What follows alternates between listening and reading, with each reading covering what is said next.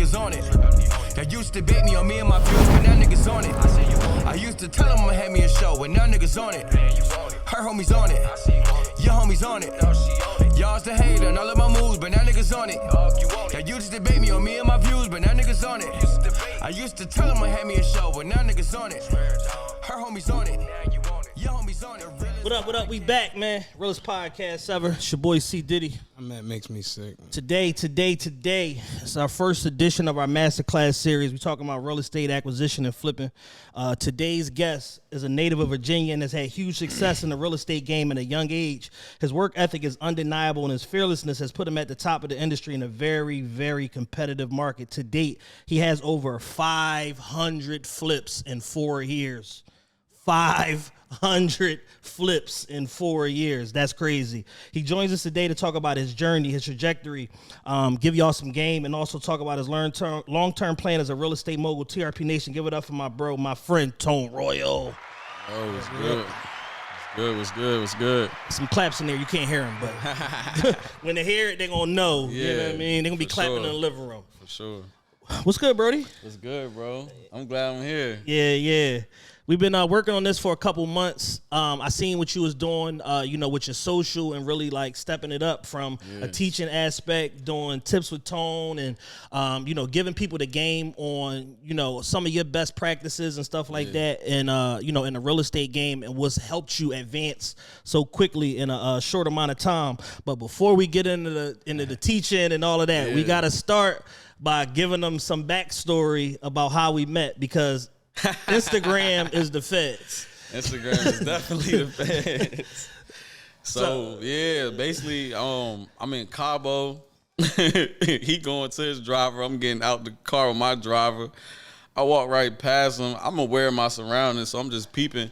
And I lie to you not, 5 minutes later, your Instagram on my Instagram. Yeah. I'm like, yo, I ain't know you. You ain't know me. Right. We definitely had common, mutual followers. But I was like, what the? I'm looking. I'm like, nah, this nigga, I just walked past him. Right. Yeah. So then, like I say, fast forward, seen the interview you did with Ron Uncut. And like I said, we locked in, started following each other. I like what you was doing. You was like, yo, you going to do your thing.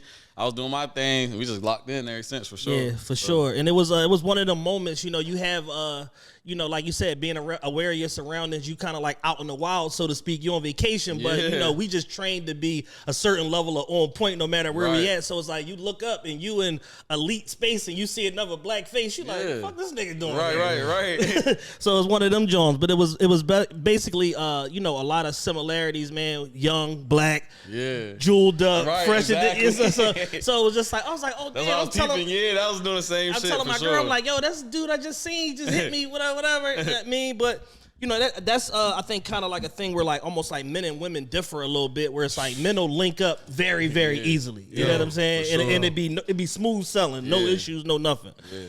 Straight up. What part of Virginia you from? Newport News, Virginia. Okay. The actual the real Virginia.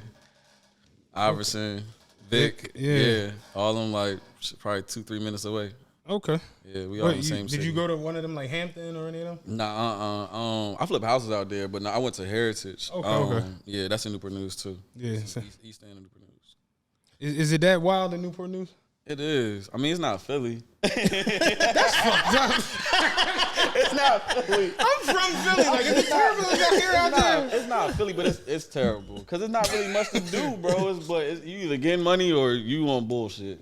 You know what I'm saying? Yeah, it's pretty Philly. It's like, if you... Ain't it crazy how people from... Because, see, I'm older. Yeah. So, I kind of remember Philly where it's like, it's always been... It's an inner city. Yeah. It's an urban city, rather, shall I say. So, it's fairly got its fair share. But, like, it wasn't like that back in the day. I don't recall either. I used to come here a lot when I was young. Even now, like with this murder shit, we're like, remember we was doing 260, 270, We was down to 190 at one point. Yeah, so to where it's like you got 550, like that's just not normal. But it is crazy when you go to other places and you be like, I'm from Philly. Motherfuckers like, whoa. Oh, you all right? You cool? You need some grief counseling? You like, I do a fucking talk show. I think it make it worse. No shade to the Philly Instagram page. Like I started following, like, yo, they out there going crazy. Yeah, I see what you're saying. Somebody the other day had posted like all of the I guess like the Reddits of the different apparently every city has one. It's like an Atlanta one. Yeah, you got Lantology, Chiracology. It was, Philly it was an Reddit. LA one. So it's like you could go on that and you waste 25 minutes. You're just like, I'm never leaving the house ever.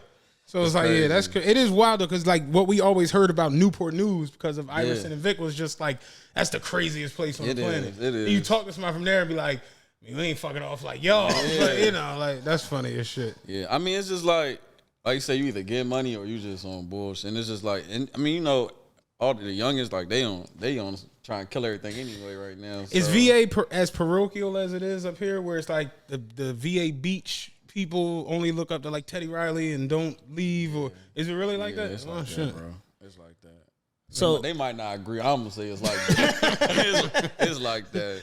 Cause I lived in Virginia Beach for like 4 years. I felt like I was in Hollywood. Like, I'm like, yo, like they was looking at me crazy. I'm like, yo, I don't live in Newport News no more.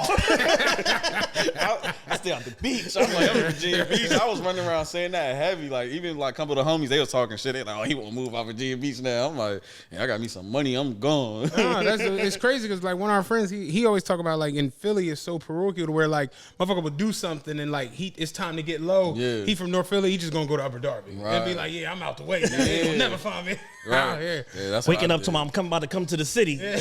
The city is 5 minutes from where you are, sir. Like you be in West in no time. Like you can throw a rock. I went over there. I thought I made it. Yeah. That's hilarious. So what was your upbringing like? You know, living in Virginia and you know and being around you know all this culture and all that stuff that was going on, but then also having to balance like the street aspect of motherfuckers dying. It was dope. I mean, like me, I was always been a hustler since I was a little kid, and then it's like uncles hustled, cousins older than me hustle. Everybody was just getting to the money. So. Yeah. I think I came from like a good root of people that everybody was just focused on the bag. Like you always got that one or two cousins. They what's up? Like, they on bullshit, but it was like for the most part, you know what I'm saying. So it's like I knew how to maneuver at a young age, and then at the same time, like my family, they had their own name, so probably a lot of wreck. I ducked just. They like, oh no, that's a little cuz over there. You know what I'm saying? So I ain't gonna sit here and like, oh, I was out here. Well, I was just focused on the bag, but like coming focus on the bag at a young age. You got certain problems that come with it, and I just felt like I avoided a lot of issues. You know what I'm saying? That probably could have happened just based off family doing their thing like prior to me. Yeah, so, like a lot of little silly shit that go on. Yeah, so I know, just like say, just knowing how to maneuver and just hustling. Like I was young, I was doing any and everything, T-shirts, CDs, DVDs, and then it's like, you going to the cookout, you got your 16-year-old cousin, he pulling up in foreigns and old schools with rims on it. I'm like, oh no, I gotta step it up. So, like 14, 15, that's when it's like I just dove straight into all that street shit like early. Yeah. And then it's like, my pops and everybody else, I was just around it. So it's like I had no choice. Like back then, it's just like, yeah, that's what I'm on. Right. You know what I'm saying? So where did you start to make the transition and start to, look at other like forms of legal hustle and applying that same work ethic and that same get up and go to something like real estate? Between my pops, he had his own construction business, and then like a couple other guys that I had looked up to. I ain't gonna. It was my pops. My pops used to beat like the entrepreneurship shit in my head. Yeah. Like, nah, you need to go do this. You need to go do that. Like, you need to have your own. And I was like, all right, like my mom, she had daycare, so like we was doing all right at that point in time. And then kind of fast forward, everything take turns or whatever. So I had to just kind of turn it back up in the streets. But I ended up creating a clothing line. When I created a clothing line, my clothing line was doing good. So that was like my first legal hustle. I was making some money. I'm like, yo, I'm seeing money off these shirts and joggers and all that. So that was like my first real legal hustle was my clothing line. But in the middle of my clothing line, it was doing so well, I started meeting people that was like having real money that was doing legal stuff. So it was like I had met two of my guys, like they had different businesses. They was doing everything the dope man was doing. Like they was buying rollies every month. They was buying their mom's car, taking care of everybody. And when I got around them, and I knew it wasn't no, just a cover up. Like this was their business. Right. You know what I'm saying? Like, cause like I'm not gonna lie, most of the people I was with that did something's afoot. Right. Everybody big cover up. It was a cover up. You know what I'm saying? So when I got around somebody that was strictly business, and I'm like, yo, they moving and shaking, that changed my whole perspective, bro. I was like, oh, all right, I can do this. Like if he doing it, I can do it. You know what I'm saying? And they was kind of embracing me. They like, yo, you need to be doing this, you need to be doing that, you need to jump on what I'm on. So just that whole being around them, that changed my perspective. Like, yo, you can really have a real crazy bag doing legal stuff. Yeah. That point that you kind of making is something that we talk about a lot, which is like your circle of influence. And it's like, you know, once you get around higher quality, higher caliber of people, it'll change your whole perspective and your outlook on exactly what it is that you can do. Yeah. Because like you alluded to, it's like so many of us growing up feeling like it's very one of three things. I'm a hustle, I'm a rap, I'm a play ball, or some combination of the three. And, you know, if that don't work, then it's like, I don't fucking know what I'm going to do. You know what I'm saying? But it's like, you know, you was blessed to be able to have a successful business in your own right. And then that put you in a company of better people that pulled you up and showed you the light. It did. It changed my whole perspective. Because, I mean, I'm not going to lie. I didn't feel like it was possible. Like, you know, Newport News, it's not that big, bro. So, you know, everybody, the people that was doing their thing, like you said, they was either hustling or they played ball. Like, we ain't know too many people that was doing that. Like I said, my pops and them, they had their own business, but it's like, nigga, you my pops. I know what you got me around. You feel me? Like, you have me around some whole different type of stuff. I ain't going into detail, but it's you know, I can't sit here and just look at that if I'm exposed to something else. You know what I'm saying? Yeah. So, it's that low-hanging fruit. It's right there in your face. It's like, all right, well, I'm going to do this till I figure out something better. Yeah, luckily, you figured something better out. So what was it specifically about real estate that attracted you to it as like a business before we even get into like the specific discipline of like flipping? But like, what about real estate even made you say like, this is something I'm interested in that I'm going to deal with? So basically, like going back to my pops, like they was the construction part. I was already around that, so I'm learning how to do, like young, I'm learning how to do roofing and siding and windows and floors and all that, like the carpentry side of stuff. Yeah. So I was already doing all of that stuff. So it's like, what happened was, I was helping them with a project, and God put us back in the day. You know, like Hummers was lit back then. Like that. I was young. Like Buddy pulled up in the Hummer, had the rollie on, has fat guy like a Tony Soprano. Like he pulled up and he like. I'm like, yeah, who are you? He like, yeah. He said, I own the house. You know what I'm saying? Y'all working for me. You know what I'm saying? Like, I'm going to sell the house when y'all finish, you know, fixing it. Ever since that day, I think I was like 15, I was like, yo, this is what I need to be doing. So that right there changed my perspective. So far as wanting to flip a house or just be in some type of real estate, like just seeing him pull up, and I was like, all right. So fast forward, when I got out of high school, I tried to take the real estate agent test. I failed that shit like 5 times. I thought that was the way to, you know, get into real estate. But Did you study for this test? Or? Yeah, bro. Okay. I failed that shit. I thought you were just going like, I was going to the class. They make you go like a 9-week course. Okay. I failed that shit back to back to back to back. Like, I'm like, all right, maybe this name. They happy to see you. They like, oh yeah, we gonna take another nickel from Tone. Quick little nickel every time. Yo, I failed that joint back to back. We gonna take another nickel. Yo, so it was back to doing what I was doing, running up my bag. But I knew in the back of my mind, like, yo, this is what I like. This is what I want to do. Yeah. I just had to figure out a way in. A way in. I'm like, as soon as I get in the door, I know it's up. You know what I mean? So I like that didn't work out. So I knew I was like, yeah, it's made for me to like flip houses. It ain't made for me to be an agent and trying to sell a house and list a house. And I seen how many laws and stuff they had to go by. I don't like playing by the rules. So I was like, yeah, this ain't for me. This ain't for me. So my mom, she ended up getting her license prior to me wanting to go and do that right after school. She ended up getting her license, her real estate license. And I was like, yeah, you know what? Like she was bringing me on like the appointments and stuff. I'm going to see all these big ass houses out. And I'm like, yeah, this is what I want to do. Like I'm gonna do this, make the money off of this, and then I'm gonna take that money and flip a house. That shit ain't work because I kept failing the test. I kept failing the test. So that's kind of where it started at though. Yeah, bro. Yeah.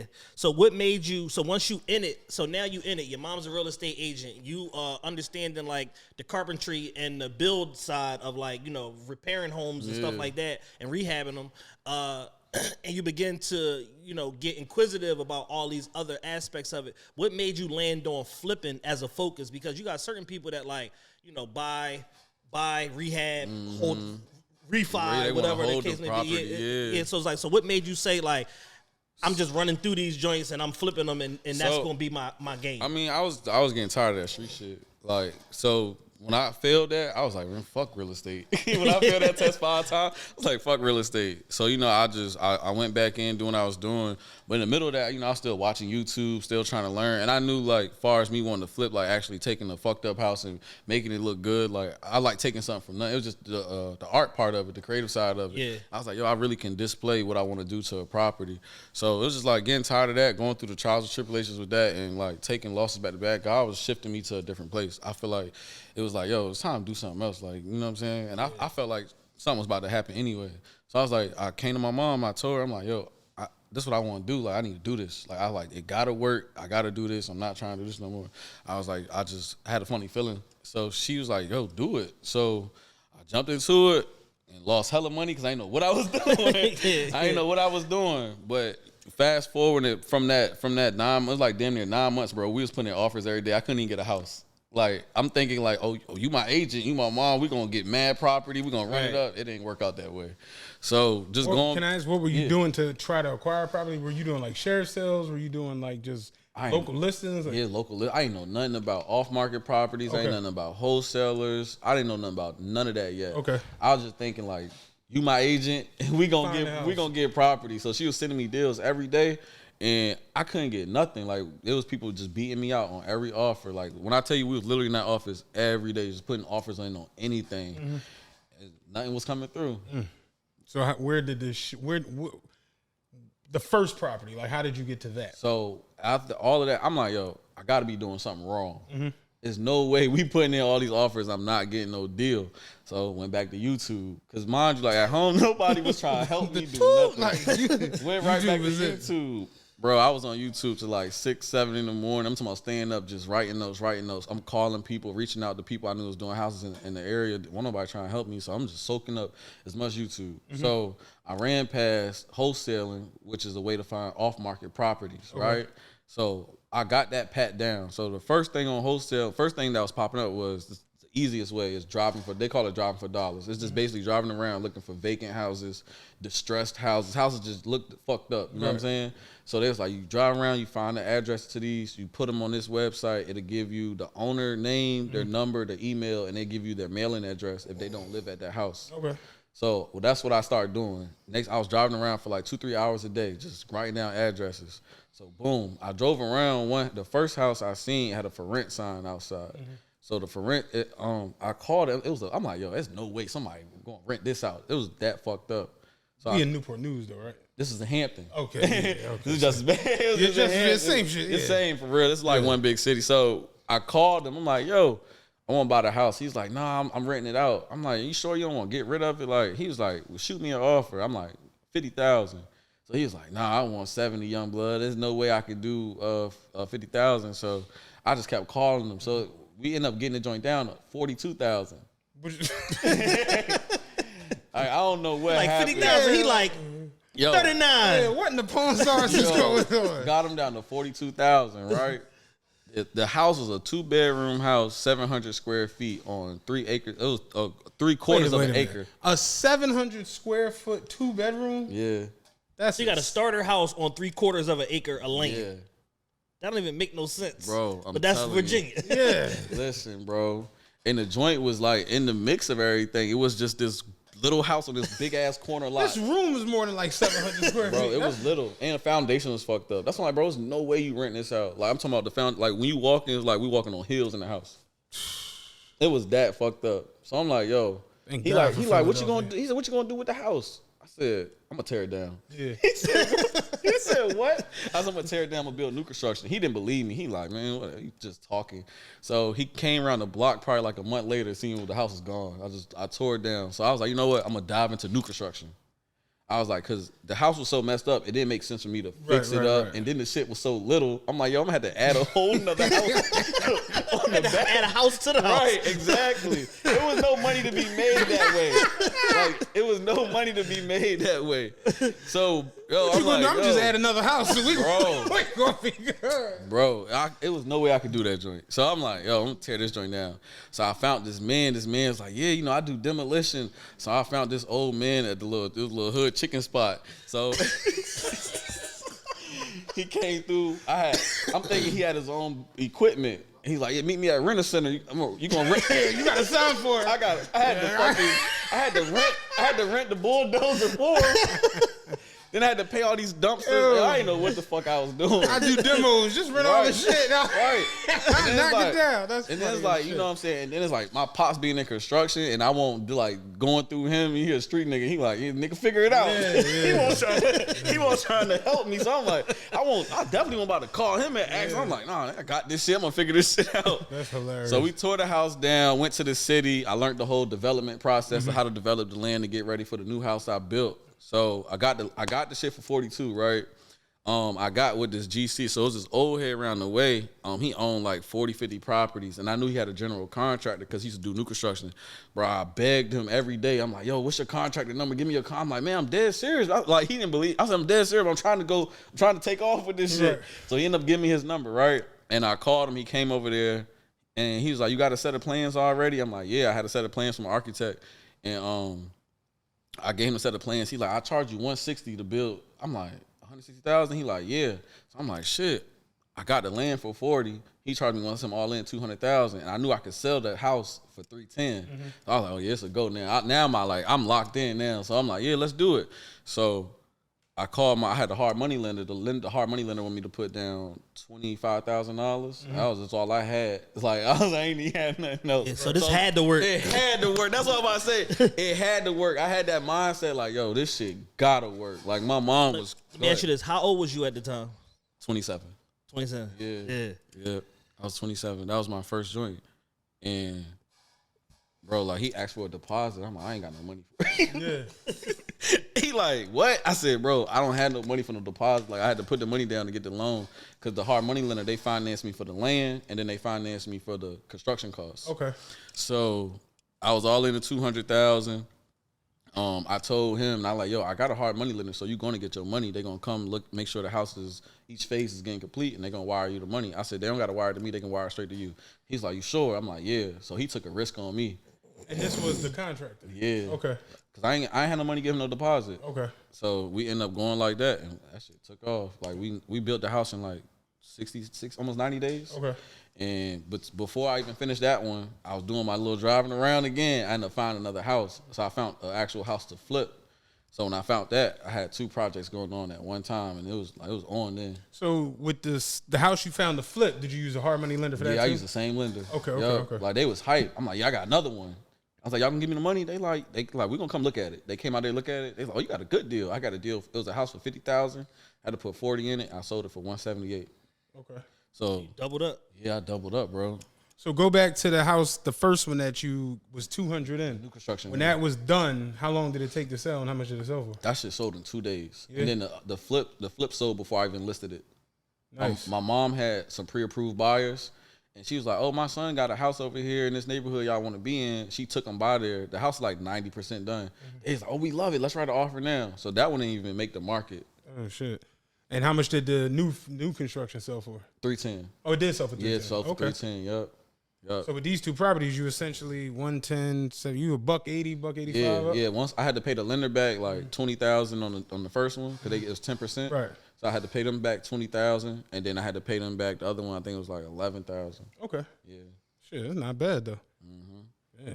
Damn. So I was good. I was fucked up. Like that whole process, bro. I had an Audi A7, engine blew up. I was renting cars, driving my baby mama car. Yeah. Like God really gonna test you before you level up. Like I went through it, bro. Yeah. Like I went through it. I ain't even had no. I put all my money into the house. I ain't even had no money to get my car fixed.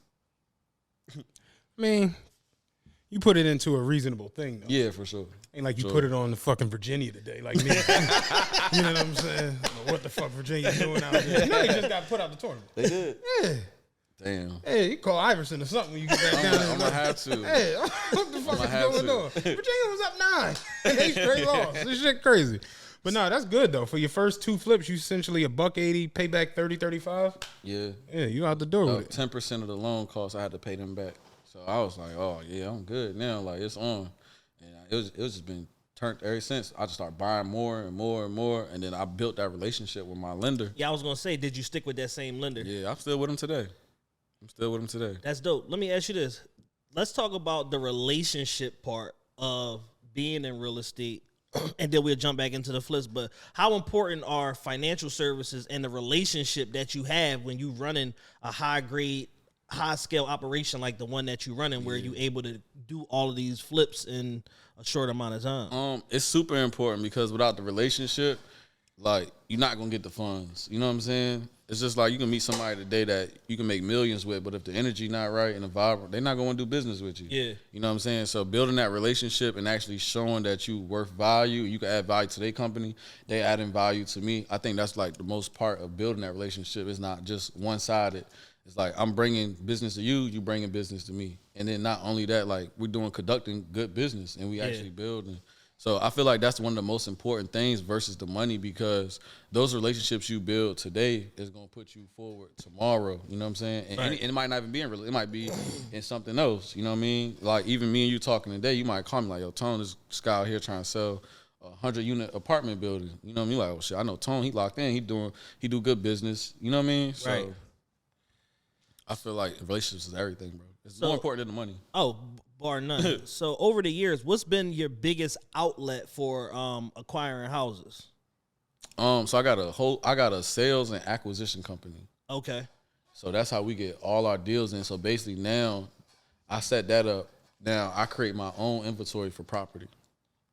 So now that I create my own inventory for houses, I don't have to rely on no realtor, no other wholesaler, anybody. So that was really how I leveled up. And it was really like 2020 when we went to the pandemic, because a lot of the landlords, they was panicking. They was trying to get rid of everything because offloading. Right, because nobody was paying rent. So they was panicking. That's when it like really took off. Motherfuckers wasn't paying rent and talking shit during the pandemic. That shit was crazy. I talked to the lieutenant governor, and you can't kick me out. I just got off the phone with the man. I ain't going there. Motherfuckers was talking crazy during the pandemic. That's when that shit took off, bro. Yeah, I'm not gonna lie. So how did you allow somebody else's distress to be your opportunity and say, yeah, these people not paying rent, but I don't give a fuck. I'm gonna buy these properties anyway because I got a bigger, better plan for this. Yeah, so we was already attacking the market, right? So I got cold callers, we sending mailers out, we doing everything possible. Like we had an online social media flyer, I'm paying for ads. Like we buy houses now. If you're a tired landlord, contact us now. We was Are you stressed the fuck out? Call me. Did your tenant call you a bitch ass nigga? Right. Yo, shit was crazy. When I tell you they was attacking that shit, and we started getting properties left, right, left, right, left, right, left, right. Every house we was getting was a landlord, had a tenant in it. The only fucked up part about it was some of these landlords was not letting their tenant know. They telling their tenant nothing. So I'm coming to the house. One lady pulled a knife. She's like, "What are you doing here?" I'm like, "I'm here to buy the house." "You're not buying my fucking house." I'm like, "Yo, the landlord said you ain't paid rent in a year." That. She was like, "What the fuck he talking about? I've been paying rent." So like one lady, she pulled her phone out, was showing me like, well, I paid this month. She scrolled down like 7 months. I gave him another 800 here. I'm like, yeah, you ain't paying no rent. So it was certain situations I walked away from, bro, because some of them people, they was just too emotional. I understand, like, is this y'all crib y'all living in? Right. But so can I ask a quick question? Yeah. What happens when you acquire a property and it is a tenant in the property under a lease? What happens? I got to keep them. You got to keep them in there, right? Got to keep them for the duration of the lease? Yeah. Or in the pandemic, all the lease shit was out the window. It was out the window. So this was a lot of people that we was end up getting. They lease was either about to end or they was month to month. Ah. So when they was month to month, boom. You just got to give them notice. Yeah. Then the other play we was doing was cash for keys.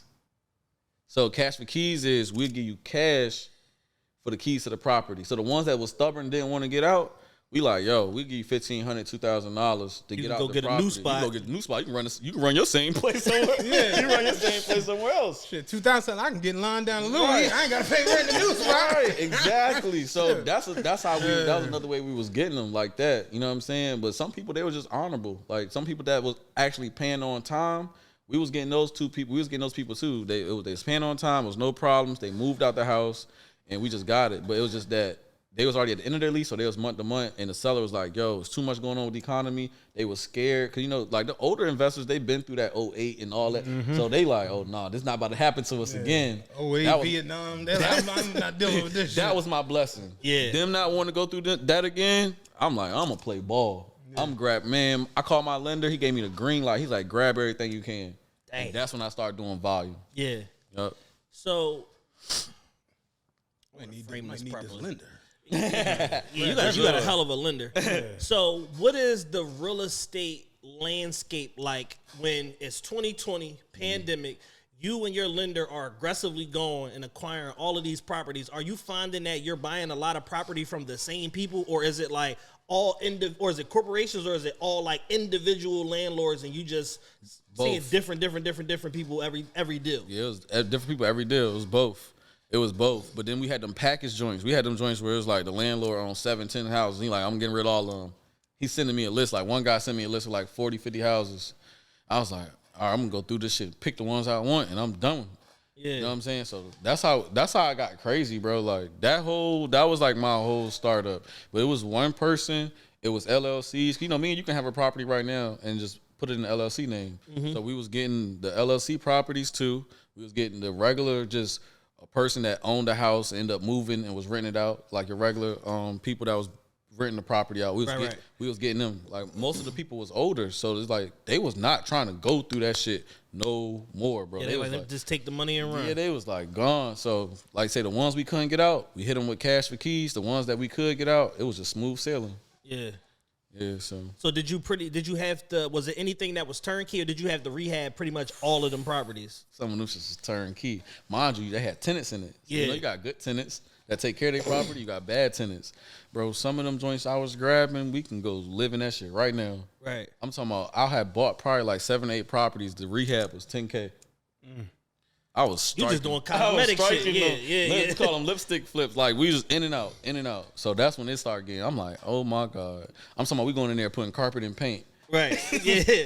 Like You it doing was- straight cosmetics. So in a Yeah. situation like that, even though it's the pandemic, like, so what's your strategy then when you buying properties and what's perceived to be like a depressed market? Are you still flipping, or are you holding those for a flip later at that point? All right, so at that point, I didn't really know. I didn't have too many people around me, and I didn't have the education to properly know how to structure a good buy and hold deal. Yeah. I know me personally, just like I was saying, we was getting properties that we didn't have to do nothing to, that I could easily put a renter back into, that I should have kept.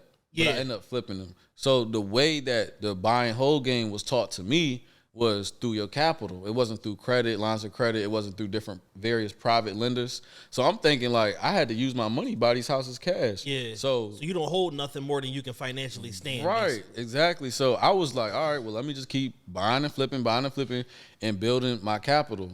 Once I got the education to buy and hold, that's when I started keeping the good ones. Yeah. Yeah. But starting off like that 2020 and 2021, I won't buy and hold it nothing. Flipping everything. I was flipping everything. So in a scenario where, like you said, you got these lipstick flips, what are you able to bring back on that deal? Like, give us like a scenario of like, you bought it for this, you put $10K in it. What are those properties bringing back on a quick flip? So I bought a lot of them for between 100 and 125,000, and I was selling them between 250, 230. So I was making like 50, 60K.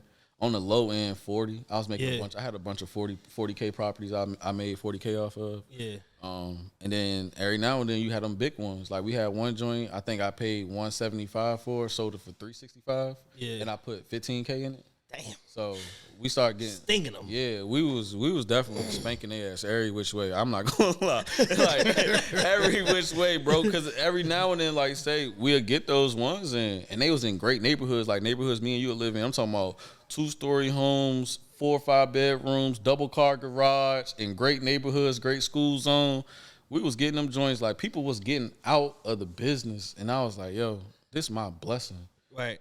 Because a lot of people would stop flipping. They was getting scared. Like, around my way, like, everybody was tuned in what I was doing. They seen I was going crazy. They started turning. They like, oh, nah, he's still going. We got to keep going. Right. So, that shit was crazy. Now, coming into 22, when the housing market kind of like went crazy, did y'all experience, I'm pretty sure y'all felt the same thing we saw down there, where the values started going through the roof and people were getting just like this extra amount of money than what the house was worth, and you know, it was probably selling 100, 200K over the asking price. Yeah, we was definitely getting it. I was falling in love with it. I got burnt a couple times. I ain't gonna say I got burnt, 'cause I still made good money, but you know, like we got like appraisal bullshit issues down there. So, you know, certain appraisers seeing, they like, oh, you ain't. I'm like, that was the problem down there. The appraisers was trying to battle inflation. They was trying to keep everybody from selling houses super high. So they was trying to appraise it back at what they felt was market value. Right. So I got hit like 3 or 4 times that year, 2022. But that was definitely a busy year for sure. I think it was a busy year for everybody in real estate because, like I said, interest rates dropped and prices just went through the roof. It's funny. We had my old head Nate on here. He rents out rooms. Like, he got a bunch of cribs. And he was talking about how back in the day, just how like carefree it was. He was like, his appraiser would come, like, he got a house in the middle of North Philly. She can't even make it down the alleyway and be like, this house look good. Take pictures of that one. Like, yeah. Like, just do it. Drive-by appraisals. Yeah, drive-by appraisals. Yeah, straight up. I think they was doing that. I feel like they was doing that at home. It was so many people buying. Everybody was busy. Appraisers was busy. Inspectors was busy. Realtors was busy. Investors was busy. I feel like that definitely was going on because it was a couple of houses. Like my realtor was like, I don't even think he went inside. Yeah. Like, because you know the realtor, they could tell from the realtor box if somebody came in to get the key. So she was like, they ain't even go inside. I don't care, man. As long as I'm getting paid, I don't give a fuck what y'all do.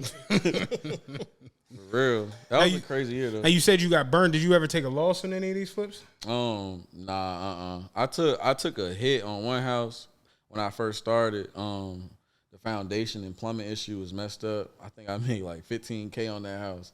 And it was a learning lesson. For one, I didn't know the house was in that bad of a flood zone. Like, like I talked to the neighbor. She said, yeah, the flood insurance like $4,000. I'm like, damn, okay. I'm not thinking it was an issue.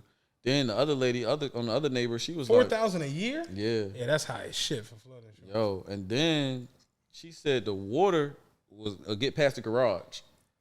So I'm like, oh shit. Like, yeah, they gonna need the 4,000. Yeah, they gonna need the 4,000. Bro, I put that house on the market. That shit probably had like 200 showings. Nobody put in an offer because they was checking what their insurance was gonna be, and they putting the flood insurance in, and they was like, yeah, it's too high. So only way I got that one off is I lowered the price like a motherfucker, and then I offered them a seller's credit of $2K towards their toward the insurance. Yeah, I had to get them incentive just to get that shit off. Shit, Jordan giving away sneaks. Shit, real Jordan, like you get all the Jordans. That house still ain't stuff, bro. Real shit. That shit was crazy. So I definitely took a hit on that one. But on the appraiser side, it was some houses like you said we was going 15K, 20K, 30K, 50K over asking. The appraisers burnt me, right? So how does that work exactly? So they'll come out and say I'm selling the house for $340, and you put in an offer at $380 because you want to win the bid. So I accept your offer at $380. So of course now that you putting a mortgage on the house, the bank sends they send the inspector, not inspector. They send the inspector. They send the appraiser out. So once the appraiser come out, he the one trying to lower the battle inflation because they was like, oh no, this is getting out. And he don't think it's going to necessarily pass underwriting once they get to the mortgage company. Boom. So how were people getting all this? So I'm gonna tell you what I was doing. This is what I was doing. I got burnt them 3 times. I called my realtor. I'm like, yo, my realtor, my mom. So I'm calling. I was about to say, yeah. I said, Mom, I ain't taking these hits no more. Right. So what we did was we did appraisal gap money. So say this house I'm selling for $350, you put in $380. If it don't appraise for $380, you got to cover that gap. You got to cover that gap. So, of course, and I put that, and she made it known to everybody that went to go look at the house. So, if you don't have that extra money to put in to cover that shit, don't even waste your time putting in an offer. So, I was only accepting offers with people that they had appraisal gap money. So, when I was getting, the appraiser they was only marketing down like 15, 20K or 10K. So, those deals that I had like that, they had to pay the extra. And then I guess I in layman's, because I'm a layman. Like, I'm guessing that when people were buying these houses for these astronomical dollar amounts over what they were, they were just basically using their own money then. Like straight cash. Like not using no bank, no lender. Nope. Because I literally, like, I know someone personally who had a house that they got for $300,000. They wound up selling during the panorama for fucking damn near $600,000. Bro. And it's just like, they had to cover it, or they just had one of them easy appraisals that he just came by. Like, I had some that they appraised, but I had to put that in the contract for moving forward because I was not trying to lose no more money. Yeah, you learned that lesson too many times. I don't want going through that shit no more. So if you selling a house for $340,000, I agree to buy it for $380,000, and then the appraiser comes and says it's $360,000. You got to cover that dub. Got to cover the dub. But before that, you were basically just agreeing to sell it then for the $360,000. Yeah. With us, and that's why I was saying I was making money, but it's Right. like I wasn't making what I could have been making. Yeah, it's like, if a motherfucker agreed to pay $410,000. Yeah, I want my 410. I want my fucking 410. That's how I felt. I'm like, yo, if they coming at me with this money, I want the money. Right. You know what I'm saying? So were you finding during that time that it was particular appraisers, or were they just all on that same vibe? Like, yeah, we trying to knock these values down. Those on particular appraisers. I was gonna ask, do you feel like race at all played? For sure. Okay. For sure. Because I've seen crazy situations where like the family got an appraisal on their house and they felt like it was low. Then they like took all their pictures down and bought a white family and had it like they were living in the shit house. went like 65,000 up. Yeah, My mom for sale sign got her picture up there.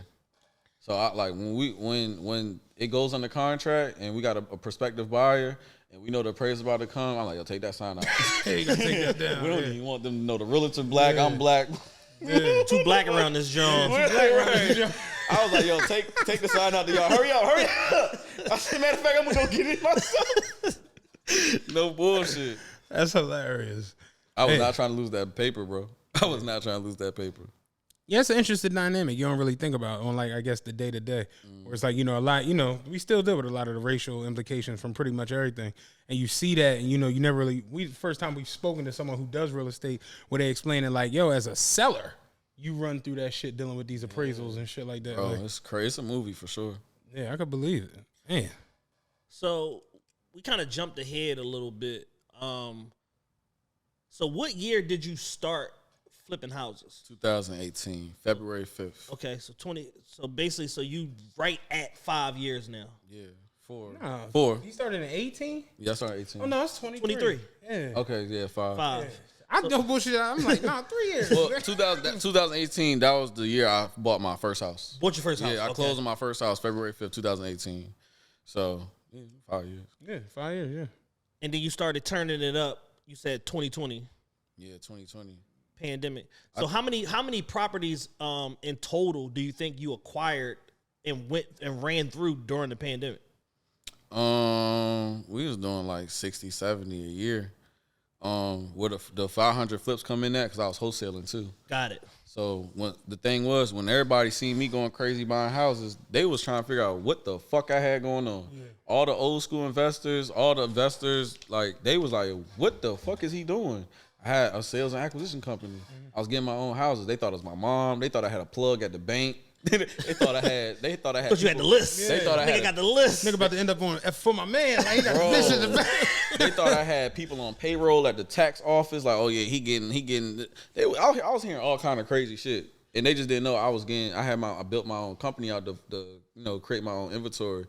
What happened with that shit? It was just like, man, I can't even imagine. It just went crazy, bro. So wholesaling is what exactly? So basically, like, say you need a property and you need a property, right? Like, y'all call me like, yo, Tone, I need 3 flips this month. So that's 6 houses. So basically, I got my team, like I was saying, they doing all kind of marketing. They cold calling, they sending mailers out. We doing Facebook ads. So all these properties is coming in because people, they reaching out to us, want to sell the house.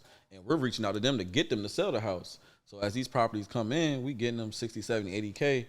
I might wholesale it to you for 100K. And then you can turn around and flip it and sell it for 250, 270. Right. So that's how I was wholesaling. So all wholesaling is you just selling the contract. Middleman. Yeah, it's middleman. You just middleman. So I was like, so you was like, yo, I'll call you like, yo, I got your 3 cribs over here in Hampton, Newport News. So that's 60K right there. I probably put a 20K spread on each house. So that's 60K. So that's 3 gone. I send you your 3, that's 3 gone. So I was moving them, flipping them. So what I was doing was all the houses that's coming in, the ones I didn't want, I wholesaled them. The ones that I did want, I kept them and flipped them. Right. So that's how them numbers. So you profited off the inventory one way or another. One way or another. Some of those deals was 30, 40K spreads. I ain't even walk inside the house. Damn. Like, people was calling me this, like, they like, yo, he got cribs for sale. I'm offloading them. I'm sending them out. I had everybody flipping. Like, I had everybody flipping. Like, people was calling me left and right. They still do to this day. Yo, I need a crib. I need a crib. So it has its ups and downs, like, as far as like the inventory that come in, that we doing. But yeah. So are you only like concentrated in one particular area of Virginia, or do you just spread out all over the state? Just one particular area. I just started spreading out through the state. Yeah. Like going towards like DC area, like Northern Virginia. Yeah. And then now we in 12 different states. I just started doing that. Like, dang, congratulations, that's big. Appreciate it. So, but out there I'm not flipping though, just strictly wholesale. Yeah. So, Memphis, Arkansas, Alabama, Missouri, Indiana, Charlotte, North Carolina, Raleigh, North Carolina, Wilmington, North Carolina. That's probably one or two more I'm missing. St. Louis. You out there. Cleveland. Only thing I ain't hit yet was Detroit. Yeah. Everywhere you can get ribs for breakfast and shit. You know what I'm saying? Yeah. Basically. So what are you seeing, being in all of these different markets, what are you seeing trend-wise that's similar and different in all of these different places where you at, as far as like the real estate game now in early 2023 where interest rates is high, people ain't got as much money? What type of challenges are you seeing in being like a wholesaler on a large scale in 12 different states? The investors are still buying. Okay. Investors still buying left and right. Now, my upper hand I feel like I got in Virginia's a military state. We got all the largest military bases there. Mm-hmm. So we got constantly ships coming in, ships coming out, people getting deployed, everything coming in and out. So as that's going on, when that's going on, when I tell you, people always selling, people always buying. So I did get scared, bro. I got scared. I seen the interest rates. I was like, shit, I'm about to just start wholesaling. Like, I'm going to just chill out for a second. And then fast forward, I'm like, you know what? Let me keep going. Yeah. Let me keep going. So I did 2 houses, right? Boom, them shit sold still over market price with high interest rates. Mm-hmm. That's just the ice. I'm like, all right, I'm about to turn up. Because I ain't going to lie, I got scared. Like, I was talking my shit on Instagram. I'm like, yeah, fuck the market. Ain't nothing going to happen. I'm good. We going to keep going. You ain't buying nothing. I'm sitting here just I was going crazy with wholesale. We had some crazy months of wholesale that I ain't even do with flips. So I was like, oh, all right, I can keep going crazy with wholesale. So I ended up buying 2 more properties. I made $100,000 and $115,000 off those 2 houses. They sold over asking, and they sold within 1 day. So I'm like, all right, let me stay in these neighborhoods, stay at this price point, and I know I'll be all right. Mm-hmm. You know what I'm saying? I wasn't doing them $500,000, $600,000, $800,000 houses sale. I wouldn't sell no house under $350,000. Okay. So I'm like, that's like $250,000, $350,000. That's something affordable. You know what I'm saying? That's what the military can afford. Mm-hmm. I said, so if I cater to them, that's what I was doing. So the other strategy was, do not buy a house 10 minutes from the base. Any base in Hampton, Newport News, Norfolk, I'll stay 10 minutes from the base. So that was my strategy, and I was striking, getting them off. Anything that wasn't 10 minutes from the base, I was wholesaling. Okay. So that's how I got around that high interest rate and all that shit. I ain't gonna lie, I was scared for a second. But once I seen my strategy was working, I was back on the ground popping it. I'm like, I was back on the ground like, damn, y'all cribs ain't selling?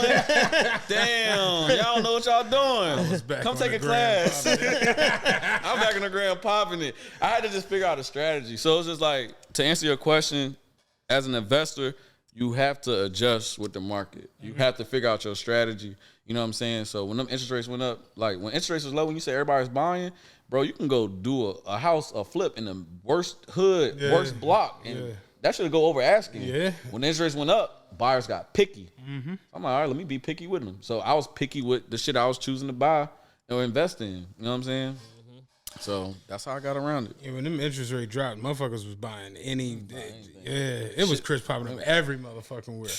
Everywhere, new construction, they rip a house down. This sun roof deck, $480,000. It was crazy. That was a wild little time period. So let me ask you this: how competitive would you say the real estate market is in Virginia, as far as like your flips and everything, compared to the wholesale markets and the other places that you do business at? Truth be told, no cocky shit. I don't even feel like it's competitive. I just found my niche, I think. Yeah. Just to be on some just serious shit, I just think I found my niche. when I first started, I was like, I'm like, yo, it's saturated. Everybody flipping. Everybody's doing this, doing that. And one thing you can always do is look at what somebody not doing. Look at where people not buying houses. Yeah. The problem was in Virginia, everybody was trying to buy houses in the fucking hood. I went to the suburbs. Yeah.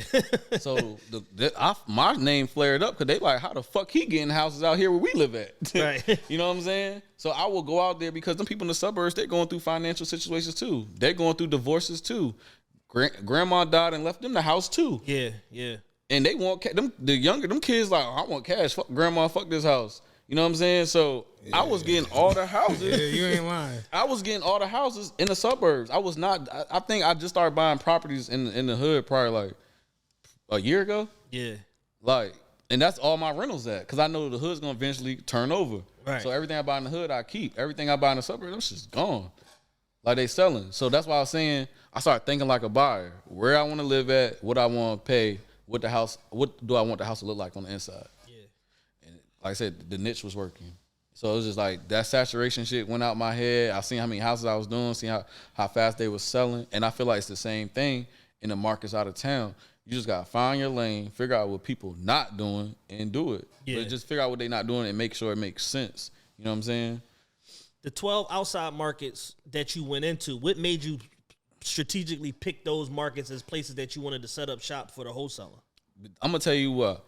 Because I'm following all these people on Instagram, and they keep saying, oh, top 10 hottest real estate markets, top 25 hottest real estate markets. So I'm like, nigga, Virginia ain't never on the list. Yeah. So I'm like, either they don't know, or the numbers may just not be kicking way it's kicking. So I'm like, well, shit, let me go. If I feel like Virginia hot, and they don't, let me go see what this list talking about. Right. So that's when I started going into those different markets and different states and seeing what I can get going.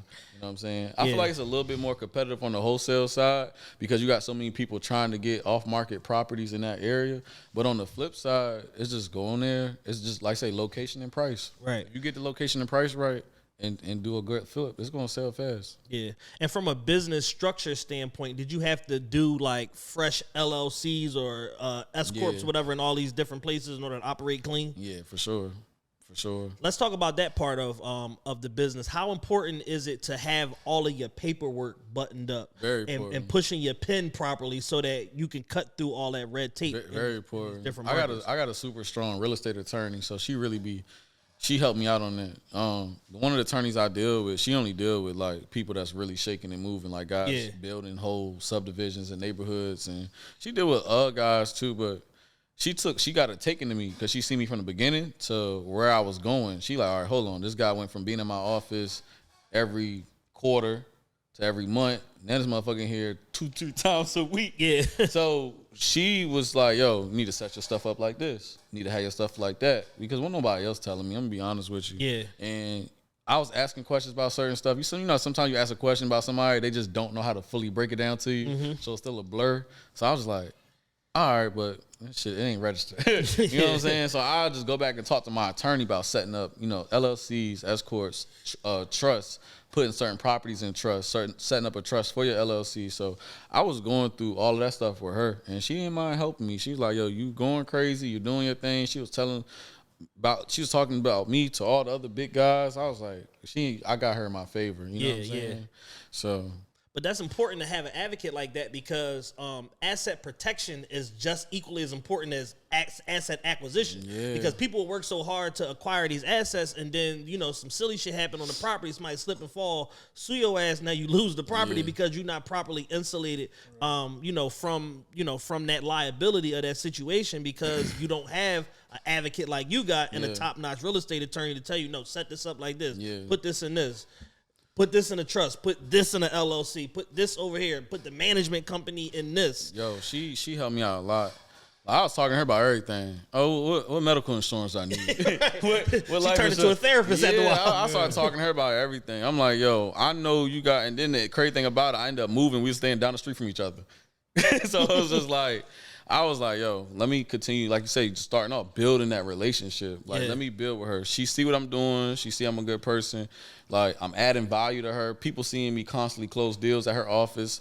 So people started going to her office to close deals because she was dealing with me. all kinds of stuff. So it was just like we just adding value to each other, and I just get in there. Like every closing I had, I was asking questions. Like, I'm gonna sit in here and pick your brain. We ain't about to just sign papers and okay, all right, see you later. Right. What I need to who I need to talk to? Okay, oh, you got the rough IRA with them. Who you deal with? All right, let me get their number. You know what I'm saying? Like, so that's what I started doing. Then next thing you know, she started sending me deals. She started sending me private lenders. Like, it just started going on and on because, you know, she's dealing with all the big people. So she's seeing who people close with, who people lenders is. Yeah. So let me ask you this. What's the most rewarding part of real estate besides the financial part? Seeing a house go from nothing to something. That's the most rewarding part, other than putting a family, a good family inside of a home that you know that you just flip. You know what I'm saying? Yeah. And then on the off-market side, some of these people really going through situations. So, you know, when, like I said, the divorce, they like, yo, you know, I went through a nasty divorce. I got to get rid of the house. And then it's like, oh, man, like, you was a lifesaver, bro. I appreciate you getting it. Or some people, like, I know people that got in accidents. They lost jobs. I know certain people, they had to liquidate their house because they was going through chemo.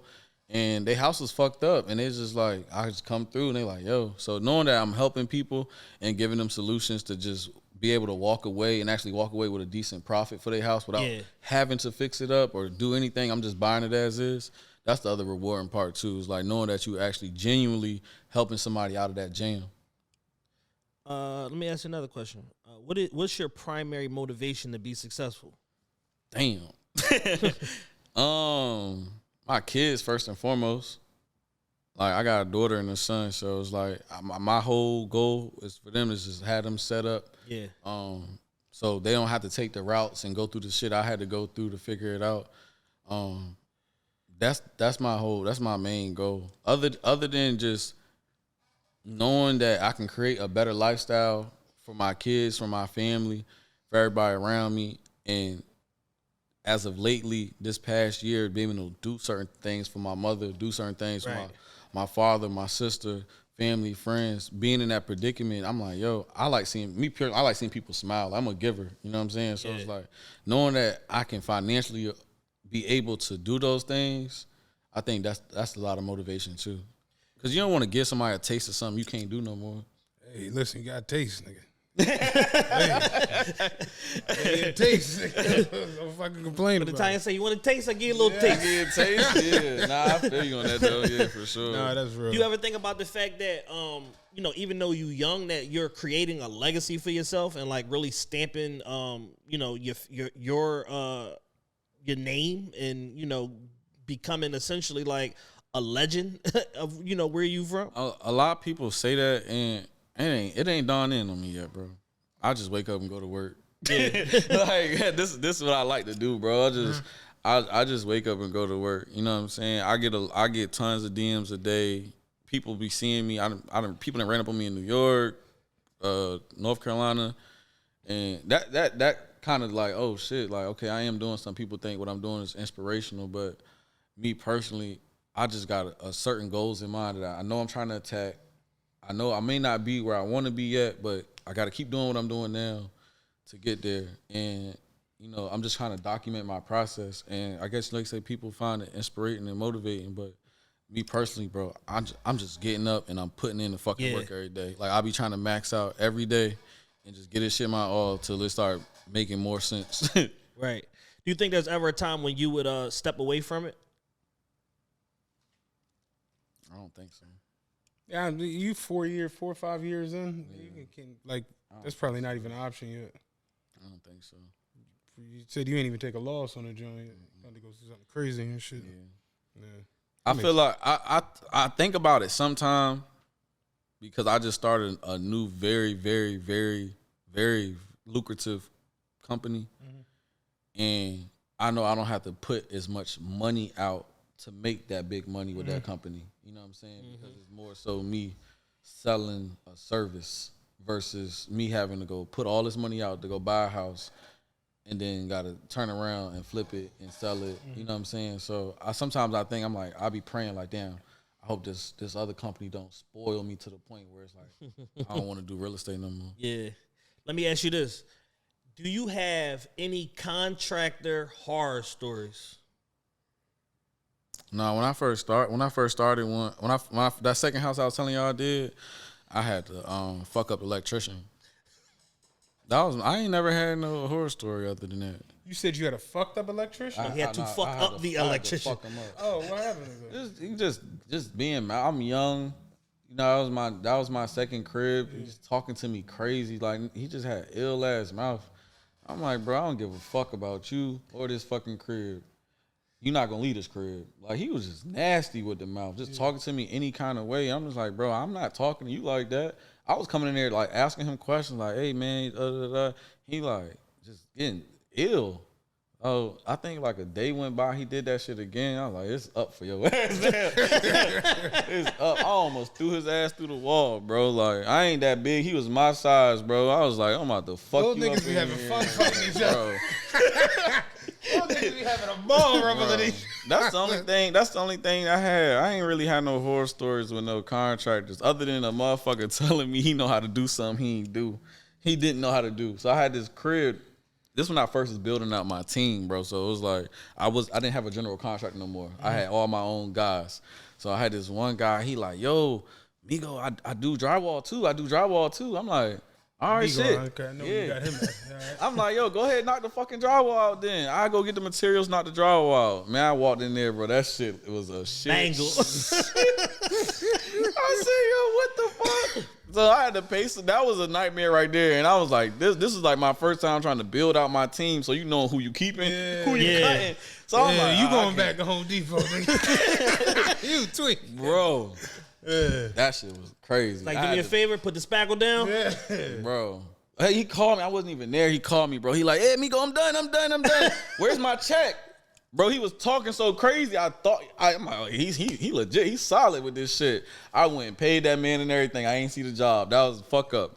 I went and paid him. Didn't even look at the house yet. I'm like, yeah, shit, Migo, come get your money. I got you.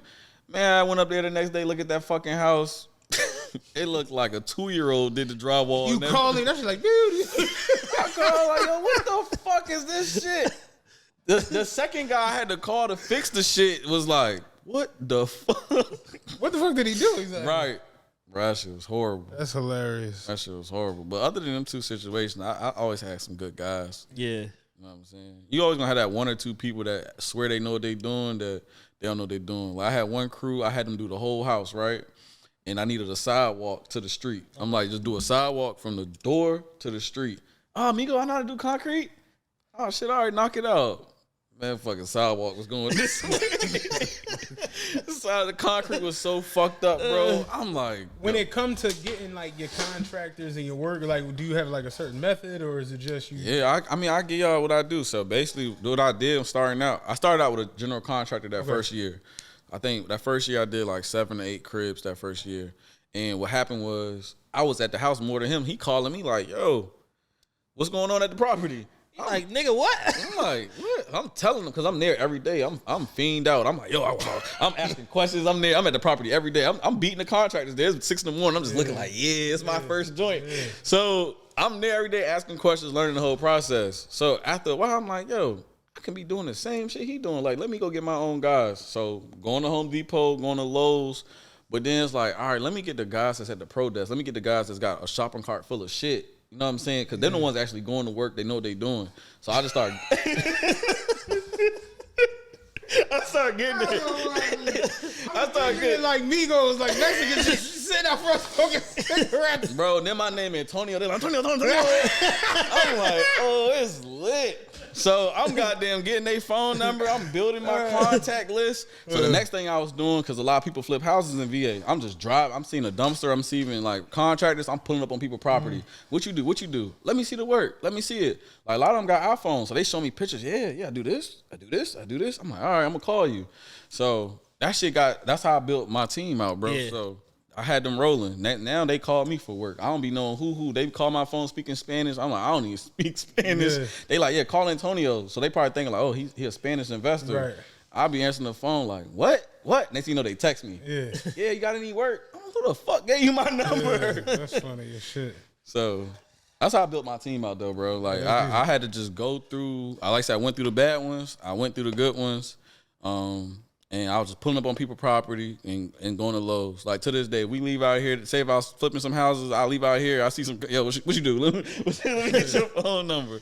So you use multiple people for multiple different things, not one person for like one for everything. So I got 2 crews like that, right? Okay. So I got a crew that does everything. Those 2 crew, they bring me the peace of mind because I can just text them the address to the house. They know what I want to do. They know what they got to do. We kind of know what price we gonna be at. So I don't have to sit here and call multiple people. But like as of the last couple of years, that's what I was doing. Like I was being the owner of the company and the damn project manager because I got to call this person, send them here. You know what I'm saying? Yeah. I want to give you a scenario. Let's say someone, it could be somebody in Virginia, has their own real estate LLC or S corp already, 640 credit score, and $15,000 of their own money to invest in their first flip. How likely is it that they got the right tools to make something happen? They got all the tools. My credit score is like a 540 on my first house. Oh shit! The lender I got, they don't go off credit. They go off the deal. Ah. So the deal makes sense. They gonna fund it. So that's how I got my foot in the door. So I was like, fuck my credit. I'm like, y'all can keep giving me this money, buy houses. I'll come back and fix this shit. Yeah. So they can do it. A 640 credit score, 15K, they can do it. I'm gonna tell you what they do. This the game plan. Take the 15K and put that down as your down payment with the hard money lender, right? The 640 credit score, leverage that, get you some business credit cards, some credit cards, use that to pay for your materials, to your flooring, your carpet, your wood, all that. That's all they need. Boom, they in the door. 15K, 640 is doable. It's doable for sure. I will use the credit to leverage that to get the credit cards to pay for my materials. The other 15K go for the down payment. Right. Talk to your contractor. Hey, listen. What we're going to do is we're going to set up the draws with the lender. You can get paid per week and let the lender pay the contractor. You only got to come out of pocket to pay the contractor. Damn. Yeah. So where do you go to get a hard money lender? One website is realestatewealthnetwork.com. Okay, You can get a list of lenders in any state. Real estate wealth investor? Realestatewealthnetwork.com. Network.com. Yeah, shout out Real Estate Diddy. He put me on there. That's the one right there. So how did you find your hard money lender? Man, let me tell you how I found my hard money. I know there's some shit there. So the person I was begging to help me, I ain't gonna say begging, I was worsome. The person I was being worsome to help me learn and figure this shit out. He was a contractor, but he was a flipper too. Class A contractor. So I kept calling him to come look at these houses. He like, man, this ain't a good one. This not a good one. This not a good one. So I went on Google. And found this company that does hard money. I just typed in hard money lenders, and this company popped up. Bro, they scammed me out of $6,000. Basically, they said 100% financing, but you got to pay $6K buy-in for their membership, and they'll fund any deal you got. Man, I sent them that fucking $6K so fast. I think I was short. I think my baby mama put like $2K to that shit. Like, I think I had like $4K. She probably put some money to that shit. I was in a fucked up space. Like 100% financing. Right. Let's get it. Right. Like I was going through some shit then. I was like, bro, this shit gotta work. I'm doing anything. So shit, I did that. I got scammed out of that money. And I told the guy that I kept telling him to come back, look at these houses. I won't find no good houses. He like, yo, call this company right here, bro. Tell them I sent you. I'm like, all right, bet. I called them. I talked to him on the phone for probably about an hour, let him know my background. Like, yo, I did this work with my grandfather, did all of this. It's like, all right, well, call us when you got a deal. Man, I had a fucking deal next week. Yeah. I'm like, oh, nigga, you stay right there. Yeah, I got some. And that's how I felt, bro, because it was like I knew what pieces I needed. I'm like, if I get good contractors, I learn how to find houses, and I get funding, that's the pieces to the puzzle. How common is it that a hard money lender will not look at the credit and just go off the deal? That's very common, especially if you're flipping a house. They really look at that credit when you're doing buy and hold. Okay. Because you putting some type of mortgage on that joint. So they don't really look at the credit for real. Interesting. Damn. Yeah, I never really knew that. Yeah, when you flipping the house, they don't really look at it. They want to see how much you buying the house for, how much you putting in the house and how much you can sell it, so they can see how much they gonna make. Right. That's it. Yeah. What's a fair range for interest for people to be on a hard money lender deal? Like what's industry standard and what's way too high? Anything over 12% is too high. 12% is my cutoff mark. Yeah. You said you had a joint back in the day when you first started. I think you said it was 20. 10. It was 10. Oh, 10. Okay. So remember I was saying my all-in loan was 200,000. So 10% of 20 grand. All right, I had to kick them that dub. Yep. Yeah. So 10% is cool. Yeah. 6% is cool. The lower the interest rates you gonna get, them the ones that's gonna want that credit. They gonna want to see that credit. So you got ones out there that do 6% and 8%. They want to see a credit report. Right. With the 10%, the 9%, 12%. yeah, they don't care. 14%. You know what I'm saying? And that's kind of how I was, bro. I'm like, my credit fucked up. I got some paper, like it got to work. You know what I'm saying? I was tired of dealing with niggas outside. I was like, bro, this shit got to work. You know what I mean? So yeah, because in the past I've dealt with hard money lenders, and we had to have a credit, and they still was at 14%. And I'm looking at this deal, talking to my partner, like, yo, what are we doing? yeah, like crazy. Hell no. They wanted a 660 or 640 credit score or whatever like that, and it still was 14% on a flip. Some of these people is crazy. Do hard money lenders, is it state specific or do they go all over? You got ones that go all over. Then this one that I specifically been running with the last 4-5 years, they only lend in Virginia. Okay. They only lend in Virginia. So you got some ones that only lend in that state, and then you got some ones like they lend everywhere. Yeah. And then like you say, some of them, everybody got their own terms for real. Because the thing is, some of these people, they're using their own money. They Literally, yep. You know what I'm saying? And then some of these people, they got people on Wall Street. They got hedge funds backing that shit. So them the people that they gonna make sure, like he said, this is in place, that's in place, this in place. So the people that I deal with, according to them, this their money. That's what they tell me. Okay. That's what they tell me. You know what I'm saying? They got family and friends that they all put in hundreds and thousands and M's and created a capital pool. Basically. Now, last hard money question, because I never dealt with it, so I was like, and he's told me little bits and pieces about it. You sign on to do a house. Let's say you find a house, and the house is, and it's a fixer upper, right? You can get it for 130, right? And you know the house is gonna need, just make it simple, 70. So you in it for 200, right? 200, yeah. And you can sell it for 360. So you go to the hard money lender, you put the money down, whatever. Now you said you can set up the draws to pay out weekly. Yeah. They won't give you all the money up front. Okay. Nah.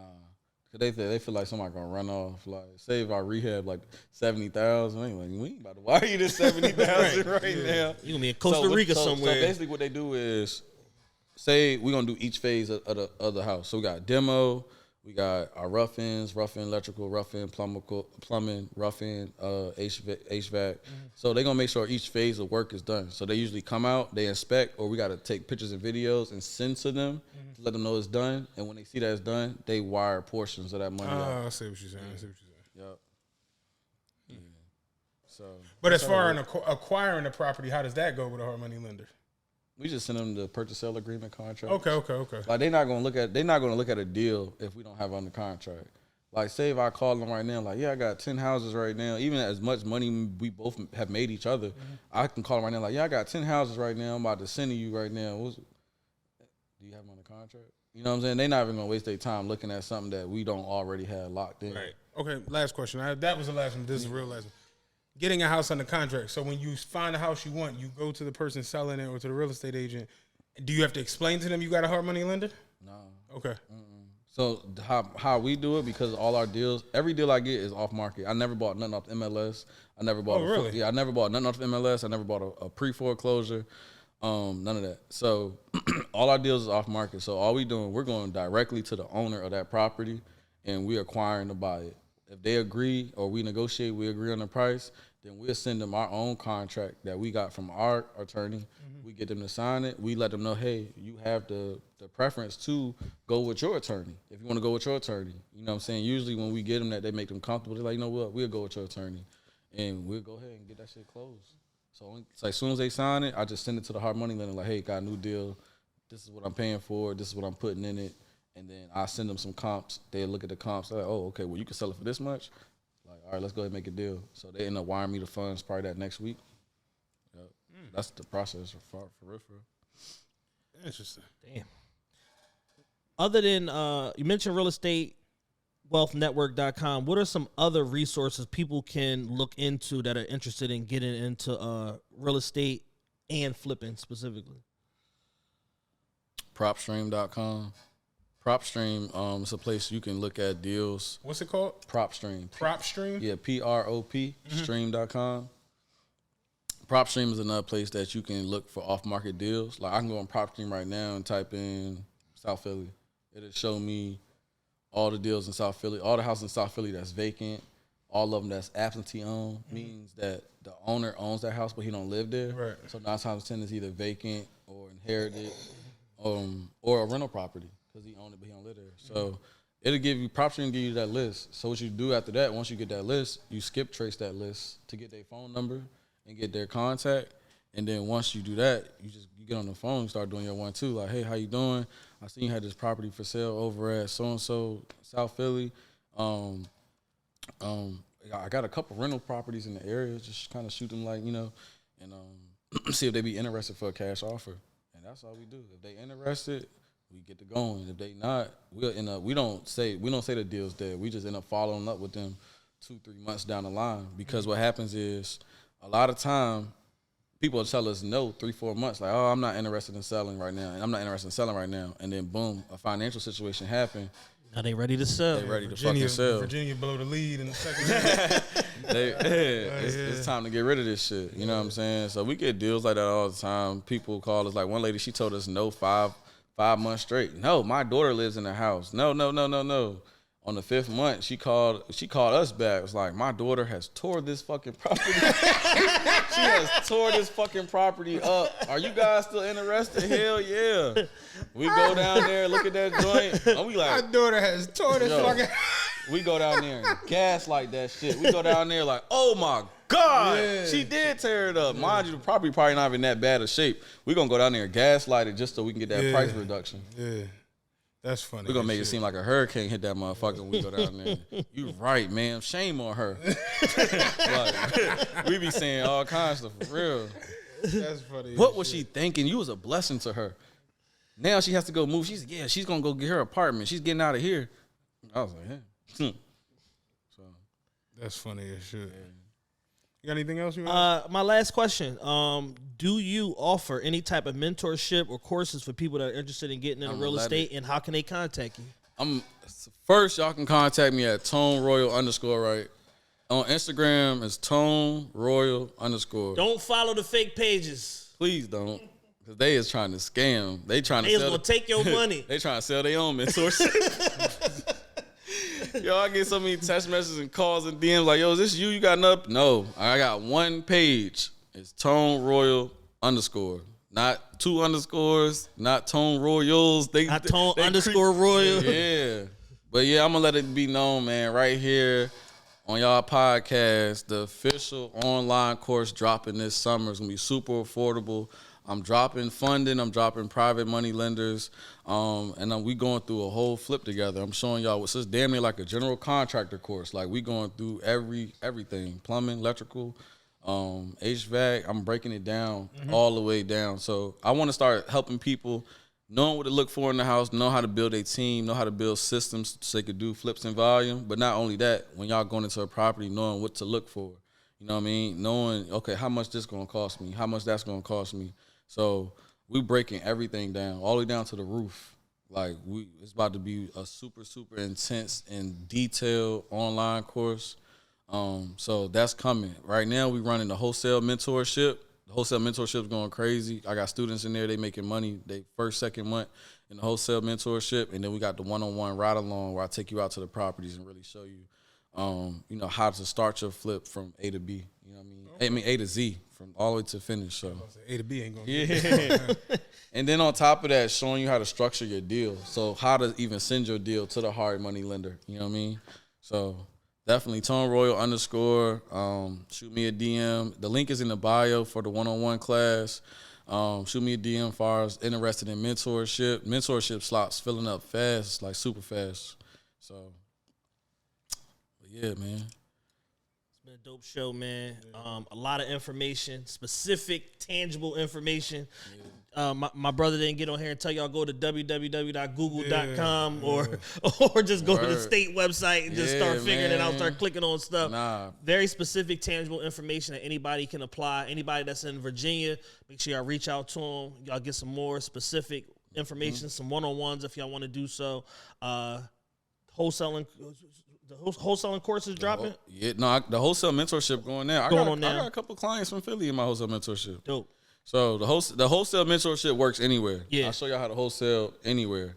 You know what I'm saying? Okay. So we go through that. It's a 3-month mentorship. So it's not nothing quick. And then it's not just education. Like, we really showing you how to get your deals. Right, so right. Our goal is to get you having deals coming in before that mentorship is over with.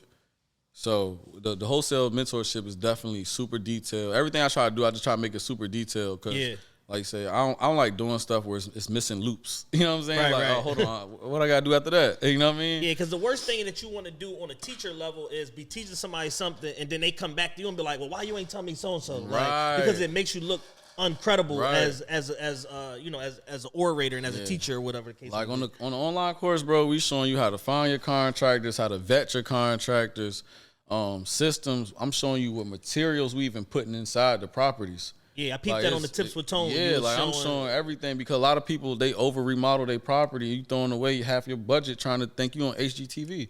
Right. You know what I'm saying? So it's like it's that important. I know how to give you a great quality home without throwing your profit away. Yeah, without breaking the bank. Yeah, for sure. My final question: what's next for Tone Royal? What you got coming up? Outside of the courses and stuff like that. Where do you see yourself in the next year, 2 years, 5 years? What's next? My goal, as far as real estate, right now is start buying between 25 to 100 unit apartment buildings. Nice. That's my goal before the year's over with. Yeah. We start buying apartment buildings. I know what I got to do. I got the team. I got teams I can send out. So if I find an apartment building in Ohio, I got people I can send out there, get it rehab.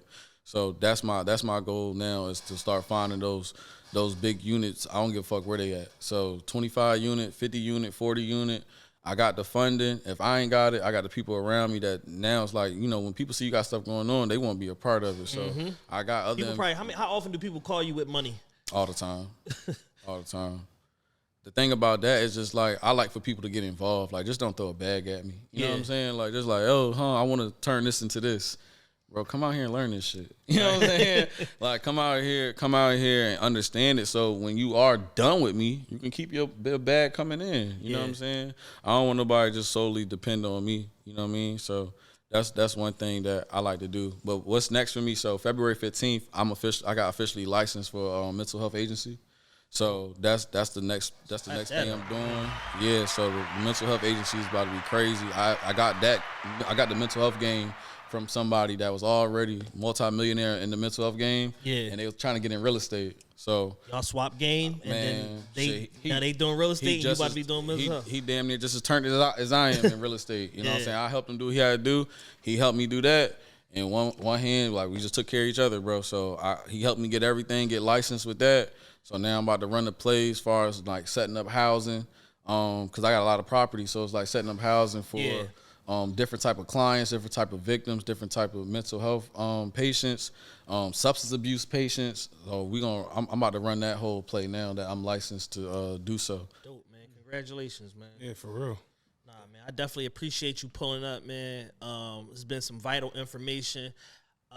Couple months we'll do this again after the summertime. You know what I mean? For sure. We'll do this again, come back, revisit this, give people some more specific information, check in on you about the apartment complex hunt and all of that. Yeah. And we'll just, stay tapped in, man. Make sure y'all follow my bro on all socials, Tone Royal _ C Diddy, Matt, Big Dan, realest podcast ever. We out.